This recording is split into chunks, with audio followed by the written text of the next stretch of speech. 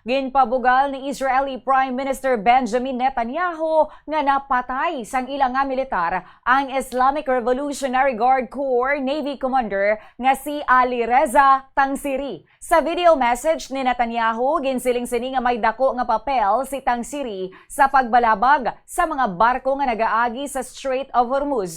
Ginlaragway naman ni Israeli Defense Minister Israel Katz si Tangsiri nga tawo nga direkta nga responsable sa terrorist operation sa pagpangtanom sa mga bomba kag pagsirado sa amo nga strait. Ginpahayag nga napatay ini sa atake Miyerkules ang gabi sa Bandar Abbas nga nagtarget man sang iban nga senior officers sang Naval Command. Sa post naman sang US Central Command, ginkumpirma man nga napatay sa Israeli strike ang amo nga Iranian official. Ginpahayag man sang Israel nga nakumpleto na nila ang lapnagon nga asod-asod nga atake nga nagapuntariya sa mga infrastruktura sa Tehran.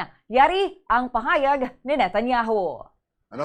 We continue to strike with force at the targets of the Iranian terror regime.